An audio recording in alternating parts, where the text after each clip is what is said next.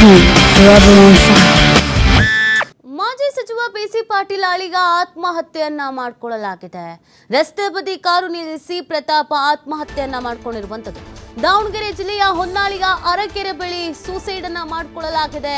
ವಿಷ ಸೇವಿಸುವುದಾಗಿ ಫೋನ್ ಅನ್ನ ಮಾಡಿದ್ರು ಪ್ರತಾಪ್ ಅನ್ನೋದು ಗೊತ್ತಾಗ್ತಾ ಇದೆ. ವಿಷಯ ತಿಳಿದು ದಾವಣಗೆರೆಗೆ ಮಾಜಿ ಸಚಿವ ಬಿಸಿ ಪಾಟೀಲ್ ಆಗಮಿಸ್ತಾ ಇದ್ದಾರೆ. ವಿಷ ಸೇವಿಸದಾಗಿ ಫೋನ್ ಅನ್ನು ಕೂಡ ಮಾಡಿದ್ರು ಪ್ರತಾಪ್ ಅನ್ನೋದು ಗೊತ್ತಾಗ್ತಾ ಇದೆ. ಮಾಜಿ ಸಚಿವ ಬಿಸಿ ಪಾಟೀಲ್ ಅಳಿಯ ಆತ್ಮಹತ್ಯೆಯನ್ನ ಮಾಡ್ಕೊಂಡಿರೋದು. ರಸ್ತೆ ಬದಿಗೆ ಕಾರನ್ನ ನಿಲ್ಲಿಸಿ ಪ್ರತಾಪ್ ಆತ್ಮಹತ್ಯೆಯನ್ನ ಮಾಡ್ಕೊಂಡಿದ್ದಾರೆ. ಯಾವ ಕಾರಣಕ್ಕೆ ಏನು ಎತ್ತ ಅನ್ನೋದ್ರ ಬಗ್ಗೆ ಮಾಹಿತಿ ಲಭ್ಯವಾಗಬೇಕಾಗಿದೆ. ವಿಷ ಸೇವಿಸೋದಾಗಿ ಫೋನ್ ಮಾಡಿ ಹೇಳಿದ್ರಂತೆ ಪ್ರತಾಪ್ ಆಲ್ರೆಡಿ. ಸೊ ಸಾಕಷ್ಟು ಅನುಮಾನ ಕೂಡ ಹುಟ್ಟಾಗ್ತಾ ಇದೆ. ಮಾಜಿ ಸಚಿವ ಬಿಸಿ ಪಾಟೀಲ್ ಅವರ ಅಳಿಯ ಆತ್ಮಹತ್ಯೆಯನ್ನ ಮಾಡಿಕೊಂಡಿರುವಂಥದ್ದು.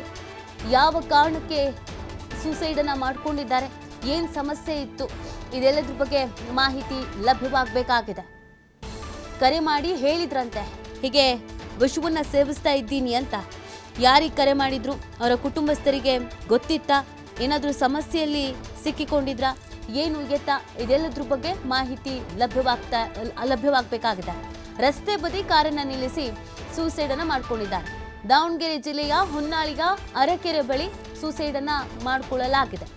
ವಿಷ ಸೇವಿಸುವುದಾಗಿ ಮನೆಗೂ ಕೂಡ ಫೋನ್ ಮಾಡಿ ಹೇಳಿದ್ರಂತೆ. ವಿಷಯ ತಿಳಿದು ಮೆಗ್ಗಾನ್ ಆಸ್ಪತ್ರೆಗೆ ಸೇರಿಸಲಾಗಿತ್ತು. ಚಿಕಿತ್ಸೆ ಫಲಿಸದೆ ಸಾವನ್ನಪ್ಪಿದ್ದಾರೆ ಪ್ರತಾಪ್ ಅನ್ನೋದು ಗೊತ್ತಾಗ್ತಾ ಇದೆ.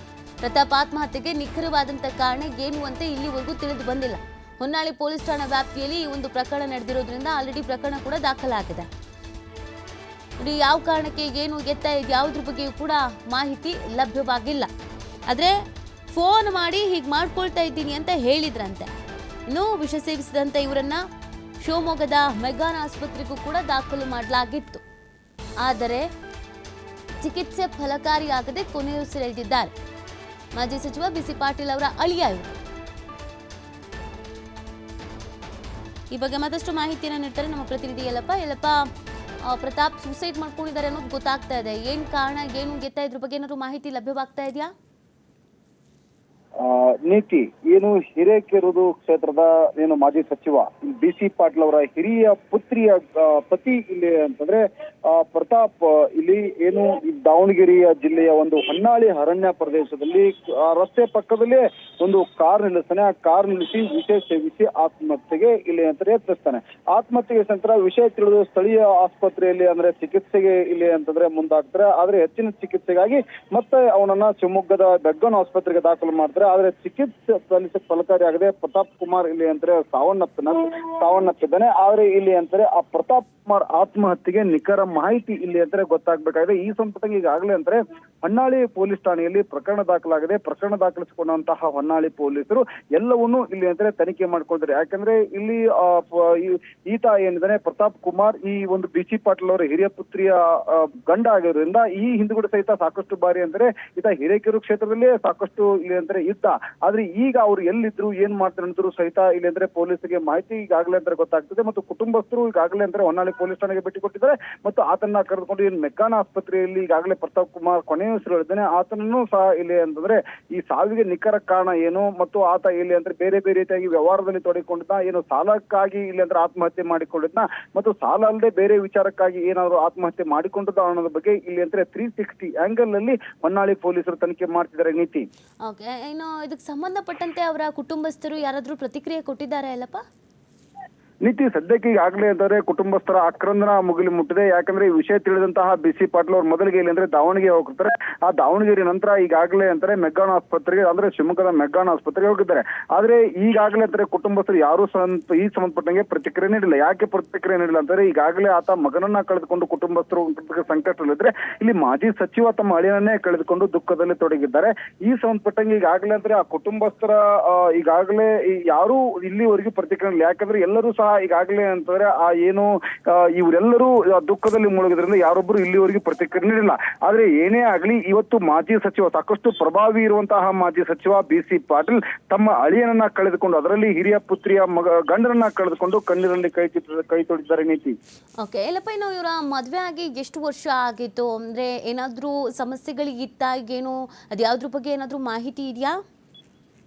ನೀತಿ ಈಗಾಗಲೇ ಅಂತಂದ್ರೆ ಅಳಿಯನನ್ನ ಕಳೆದುಕೊಂಡಂತಹ BC ಪಾಟೀಲ್ ಸದ್ಯಕ್ಕೆ ಮದುವೆ ಯಾವಾಗ ಆಗಿತ್ತು, ಏನಾಗುತ್ತಿರ ಬಗ್ಗೆ ಸಹಿತ ಈಗಾಗಲೇ ಅಂದ್ರೆ ಪೊಲೀಸರು ತನಿಖೆ ಮಾಡ್ತಿದ್ರೆ.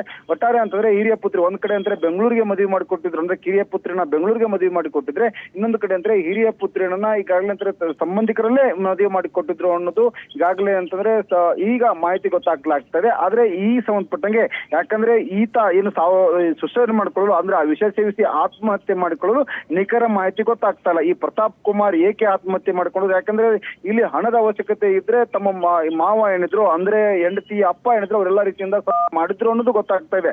ಆದ್ರೆ ಈ ಆತ್ಮಹತ್ಯೆಗೆ ನಿಖರ ಮಾಹಿತಿ, ಯಾಕಂದ್ರೆ ಸಾಲ ಮಾಡ್ಕೊಂಡಿದ್ರ ಮತ್ತು ಬೇರೆ ಬೇರೆ ರೀತಿಯಾದಂತಹ ಏನಾದ್ರು ಅಂತಂದ್ರೆ ಬೇರೆ ವ್ಯವಹಾರದಲ್ಲಿ ತೊಡಗಿಕೊಂಡು ಅದೇನಾದ್ರೂ ನಷ್ಟ ಆಯ್ತಾ ಅನ್ನೋದ್ರ ಬಗ್ಗೆ ಸಹಿತ ಪೊಲೀಸರು ತನಿಖೆ ಮಾಡ್ತಾರೆ.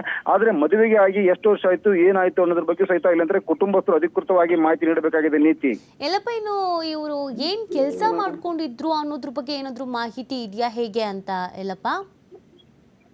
ನೀತಿ ಏನು ಪ್ರತಾಪ್ ಕುಮಾರ್ ಏನಿದ್ರೆ, ಪ್ರತಾಪ್ ಕುಮಾರ್ ಸದ್ಯ ಬೇರೆ ಬೇರೆ ರೀತಿಯಿಂದ ವ್ಯವಹಾರದಲ್ಲಿ ತೊಡಗಿಕೊಂಡಿದ್ರು, ಬಿಸ್ನೆಸ್ ಗಳನ್ನ ಮಾಡ್ತಿದ್ರು. ಆದ್ರೆ ಅದನ್ನ ಬಿಟ್ಟರೆ ಎಲ್ಲಿಯೂ ಸಹ ಅಂತಂದ್ರೆ ಇವರು ಕೆಲಸ ಮಾಡ್ತಿಲ್ಲ ಅನ್ನೋದು ಗೊತ್ತಾಗ್ತಾ ಇದೆ.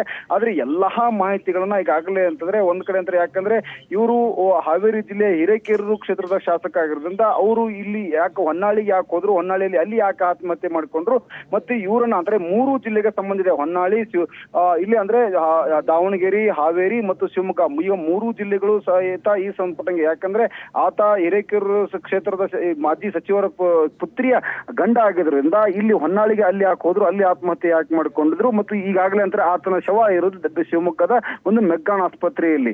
ಈ ಸಂಬಂಧಪಟ್ಟಂಗೆ ಈಗಾಗಲೇ ಅಂದ್ರೆ ಆತ ವ್ಯವಹಾರ ಮಾಡ್ಕೊಂಡಿದ್ರು, ಯಾವುದೇ ರೀತಿಯಾಗಿ ಕೆಲಸ ಮಾಡ್ತಿರ್ಲಿಲ್ಲ. ತಮ್ಮ ಏನೋ ಮಾವನವರಿದ್ರು BC ಪಾಟೀಲ್ ಅವರಿದ್ರು, ಅವರ ತಮ್ಮ ರಾಜಕೀಯದ ಕೆಲಸದಲ್ಲಿ ಬಿಜಿ ಆಗಿದ್ರು, ಅವರ ಕೆಲವೊಂದಿಷ್ಟು ಕೆಲಸಗಳನ್ನ ಇಲ್ಲಿ ಅಳಿಯ ನೋಡ್ಕೊಡ್ತಾ ಇದ್ರು ಅನ್ನೋದು ಈಗಾಗಲೇ ಅಂದ್ರೆ ಮಾಹಿತಿ ಗೊತ್ತಾಗ್ತಾ ಇದೆ. ಆದ್ರೆ ಆತ್ಮಹತ್ಯೆಗೆ ನಿಖರ ಮಾಹಿತಿ ಮಾತ್ರ ಇಲ್ಲ ಅಂದ್ರೆ ಏನು ಎದಕ್ಕೆ ಆತ್ಮಹತ್ಯೆ ಮಾಡ್ಕೊಂಡ್ರು ಕಾರಣ ಮಾತ್ರ ಇಲ್ಲಂದ್ರೆ ಪೊಲೀಸರ ತನಿಖೆಯಿಂದಲೇ ಹೊರಬರಬೇಕಾಗಿದೆ ನೀತಿ. ಥ್ಯಾಂಕ್ ಯು ಅಲ್ಲಪ್ಪ ತಮ್ಮ ಡೀಟೇಲ್ಸ್ಗಾಗಿ.